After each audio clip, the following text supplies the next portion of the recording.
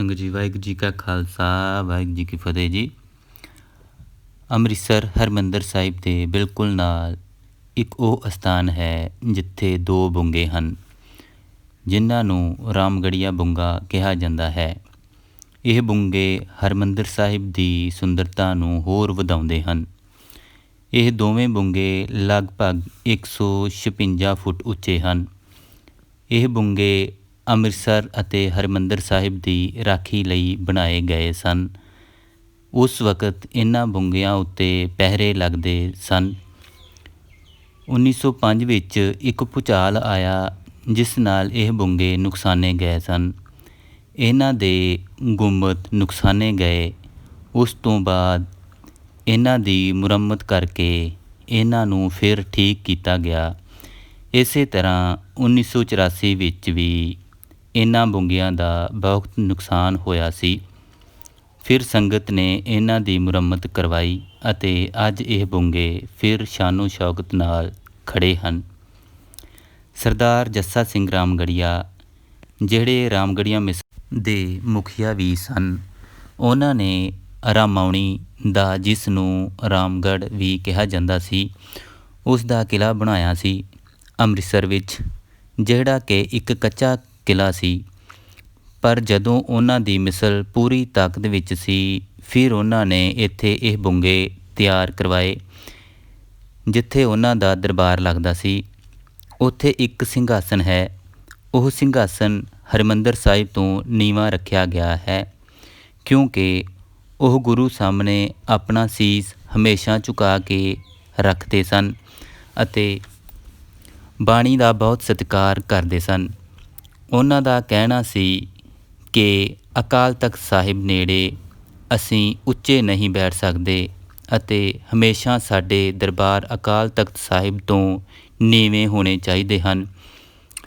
ਵੈਸੇ ਅੰਮ੍ਰਿਤਸਰ ਵਿੱਚ ਭੰਗੀ ਮਿਸਲ ਦਾ ਕਬਜ਼ਾ ਸੀ, ਪਰ ਸਾਰੀਆਂ ਮਿਸਲਾਂ ਇੱਥੇ ਆਉਂਦੀਆਂ ਸਨ, ਕਿਉਂਕਿ ਇਹ ਸਿੱਖਾਂ ਦਾ ਸਰਬ ਸਾਂਝਾ ਸਥਾਨ ਸੀ। ਕਿਸੇ ਨੂੰ ਵੀ ਇੱਥੇ ਆਉਣ ਤੋਂ ਮਨਾਹੀ ਨਹੀਂ ਸੀ। ਅੱਜ ਤੱਕ ਵੀ ਕਿਸੇ ਕਿਸਮ ਦੀ ਕਿਸੇ ਨੂੰ ਵੀ ਕੋਈ ਰੋਕ ਨਹੀਂ ਹੈ ਹਰਿਮੰਦਰ ਸਾਹਿਬ ਆਉਣ ਦੀ। ਹਰਿਮੰਦਰ ਸਾਹਿਬ ਜੀ ਦੇ 4 ਦਰਵਾਜ਼ੇ ਹਨ, ਜੋ ਦਰਵਾਜ਼ੇ ਸਾਨੂੰ ਇਹ ਵੀ ਦੱਸਦੇ ਹਨ ਕਿ ਇਹ ਸਾਰਿਆਂ ਦਾ ਸਾਂਝਾ ਸਥਾਨ ਹੈ। ਇੱਥੇ ਹੀ ਇੱਕ ਇਤਿਹਾਸਕ ਸਿੱਲ ਹੈ ਜਿਸ ਨੂੰ ਤਖਤੇ ਤਾਊਸ ਕਿਹਾ ਜਾਂਦਾ ਹੈ। ਇਹ ਬਰਾਊਨ ਕਲਰ ਦੀ ਇੱਕ ਸਪੈਸ਼ਲ ਪੱਥਰ ਹੈ, ਜਿਸ ਨੂੰ ਫਤਿਹਪੁਰ ਤੋਂ ਲਿਆ ਕੇ ਸ਼ਾਹਜਹਾਨ ਨੇ ਤਖਤੇ ਤਾਊਸ ਬਣਵਾਇਆ ਸੀ ਆਗਰੇ ਵਿੱਚ। ਇਸ ਤਖਤੇ ਤਾਊਸ ਦੇ ਆਲੇ ਦੁਆਲੇ ਮੋਰਾਂ ਦੀਆਂ ਮੂਰਤੀਆਂ ਬਣਾਈਆਂ ਗਈਆਂ ਸਨ। ਉਹਨਾਂ 'ਚੋਂ ਮੋਰ ਦੀ ਅੱਖ ਵਿੱਚ ਕੋਹੇ ਨੂਰ ਵੀ ਲੱਗਾ ਹੋਇਆ ਸੀ। ਇਸ ਸਾਰੇ ਤਖਤੂ ਤਾਊਸ ਨੂੰ ਬਣਾਉਣ ਵਿੱਚ ਉਸ ਵੇਲੇ 2 ਕਰੋੜ ਤੋਂ ਵੀ ਉੱਪਰ ਖਰਚਾ ਲੱਗਾ ਸੀ, ਜਿਸ ਦੀ ਕੀਮਤ 1999 ਵਿੱਚ ਪਾਈ ਗਈ ਤਕਰੀਬਨ 4.5 ਬਿਲੀਅਨ ਇੰਡੀਅਨ ਰੁਪਇਆ ਦੱਸੀ ਜਾਂਦੀ ਹੈ। ਇਸ ਤਖਤੂ ਤਾਊਸ ਦੀ 6.25 ਫੁੱਟ ਲੰਬਾਈ ਹੈ, 4.5 ਫੁੱਟ ਦੇ ਕਰੀਬ ਇਸ ਦੀ ਚੌੜਾਈ ਹੈ ਅਤੇ 9 ਇੰਚ ਦੇ ਕਰੀਬ ਇਸ ਦੀ ਮੋਟਾਈ ਹੈ। ਇਹ ਬਹੁਤ ਵੱਡਾ ਪੱਥਰ ਸੀ।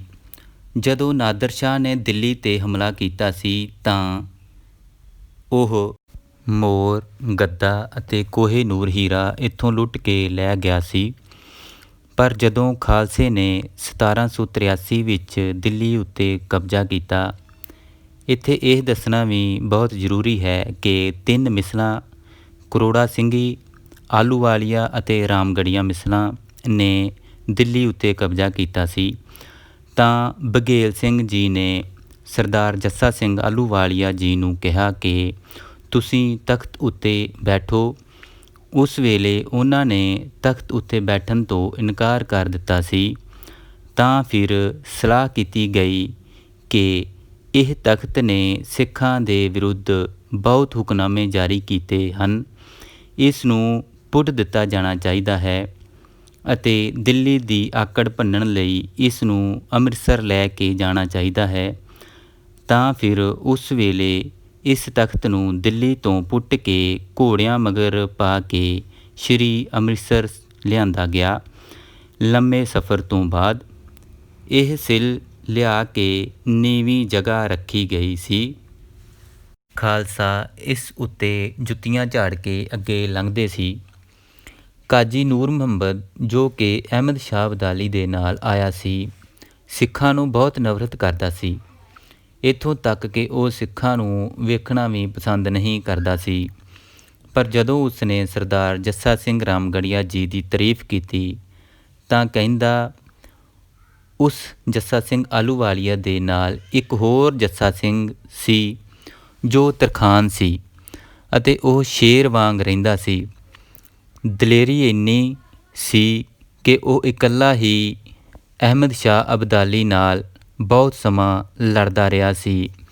ਇੰਨੇ ਹਮਲਿਆਂ ਤੋਂ ਬਾਅਦ ਅਬਦਾਲੀ ਹਰ ਵਾਰ ਆ ਕੇ ਲਤਾੜਿਆ ਜਾਂਦਾ ਸੀ। ਆਓ ਸੰਗਤ ਜੀ, ਆਹ ਪੁਰਾਤਨ ਪੌੜੀਆਂ ਬਣੀਆਂ ਹੋਈਆਂ ਹੈ, ਪੌੜੀਆਂ ਉੱਤਰ ਕੇ ਥੱਲੇ ਚੱਲਦੇ ਹਾਂ। ਕਾਫੀ ਹਨੇਰਾ ਲੱਗਦਾ ਥੱਲੇ, ਸੋ ਫਿਰ ਵੀ ਤੁਹਾਨੂੰ ਵਿਖਾਉਣ ਦੀ ਕੋਸ਼ਿਸ਼ ਕਰਦੇ ਹਾਂ ਜੀ। ਬੁੰਗੇ ਦੇ ਥੱਲੇ ਇੱਕ ਬਹੁਤ ਵੱਡਾ ਮਹੱਲ ਬਣਿਆ ਹੋਇਆ ਸੀ ਅਤੇ ਹੁਣ ਵੀ ਹੈ, ਜਿੱਥੇ ਸਰਦਾਰ ਜੱਸਾ ਸਿੰਘ ਰਾਮਗੜ੍ਹੀਆ ਦੀਵਾਨ ਲਾਉਂਦੇ ਸੀ। ਇਹ ਉਹਨਾਂ ਦਾ ਸਿੰਘਾਸਨ ਸੀ। ਮਹਾਨ ਜਰਨੈਲ ਬੈਠ ਕੇ ਇੱਥੇ ਪੰਥਕ ਫੈਸਲੇ ਕਰਦੇ ਸਨ। ਇੱਥੇ ਹੀ ਇੱਕ ਜੇਲ੍ਹ ਬਣੀ ਹੋਈ ਹੈ ਜਿੱਥੇ ਕੈਦੀਆਂ ਨੂੰ ਰੱਖਿਆ ਜਾਂਦਾ ਸੀ। ਇਸ ਦੇ ਨਾਲ ਹੀ ਇੱਕ ਖੂਹ ਹੈ ਜਿਹੜਾ ਇੱਥੇ ਪਾਣੀ ਦੀ ਸਪਲਾਈ ਲਈ ਬਣਿਆ ਹੋਇਆ ਸੀ। ਇਹ ਖੂਹ ਅੱਜ ਵੀ ਉਸੇ ਤਰ੍ਹਾਂ ਹੈ, ਪਰ ਇਸ 'ਚੋਂ ਪਾਣੀ ਸੁੱਕਾ ਹੋਇਆ ਹੈ। ਸੰਗਤ ਜੀ, ਅਸੀਂ ਅਰਦਾਸ ਵਿੱਚ ਬੇਨਤੀ ਕਰਦੇ ਹਾਂ, ਗੁਰੂ ਸਾਹਿਬ ਜੀਓ, ਚੌਂਕੀਆਂ, ਝੰਡੇ, ਬੁੰਗੇ ਜੁਗੋ ਜੁਗ ਅਟਲ। ਇਹ ਬੁੰਗੇ ਜੋ ਹਨ ਜੁਗੋ ਜੁਗ ਅਟਲ ਰਹਿਣਗੇ। ਧੰਨ ਧੰਨ ਗੁਰੂ ਰਾਮਦਾਸ ਜੀ ਦੀ ਕਿਰਪਾ ਨਾਲ ਹਮੇਸ਼ਾ। ਸਾਡੇ ਗੁਰੂ ਸਾਹਿਬ ਅਟਲ ਹਨ, ਪਰ ਅਸੀਂ ਅੱਜ ਨਿਗਾਰ ਵਿੱਚ ਜਾ ਰਹੇ ਹਾਂ, ਪੰਥ ਵਿੱਚ ਫੁੱਟ ਪੈ ਰਹੀ ਹੈ। ਅਸੀਂ ਪੰਥ ਪ੍ਰਸਤੀ ਤੋਂ ਦੂਰ ਜਾ ਰਹੇ ਹਾਂ, ਜੋ ਕਿ ਸਿੱਖ ਕੌਮ ਲਈ ਬਹੁਤ ਮੰਦਭਾਗਾ ਹੈ। ਸਾਨੂੰ ਪੰਥਕ ਬਣਨਾ ਚਾਹੀਦਾ ਹੈ ਤਾਂ ਜੋ ਇਹ ਬੁੰਗੇ ਹਨ, ਨਿਸ਼ਾਨ ਸਾਹਿਬ ਹਨ, ਇਹ ਝੂਲਦੇ ਰਹਿਣ, ਪੰਥ ਦੀ ਸਦਾ ਚੜ੍ਹਦੀ ਕਲਾ ਰਹੇ।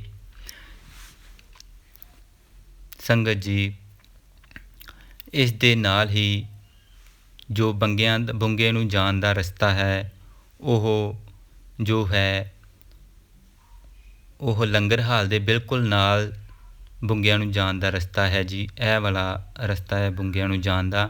ਸੋ ਸੰਗਤ ਨੂੰ ਬੇਨਤੀ ਹੈ ਕਿ ਜਦੋਂ ਹਰਿਮੰਦਰ ਸਾਹਿਬ ਜਾਣ, ਇਹ ਬੁੰਗੇ ਦਾ ਦਰਸ਼ਨ ਕਰਕੇ ਜ਼ਰੂਰ ਆਉਣ। ਸਾਡੇ ਮਹਾਨ ਜਰਨੈਲਾਂ ਨੇ ਮਹਾਨ ਕੰਮ ਕੀਤੇ ਹਨ, ਉਹਨਾਂ ਨੂੰ ਯਾਦ ਕਰਨਾ ਬਹੁਤ ਜ਼ਰੂਰੀ ਹੈ ਜੀ।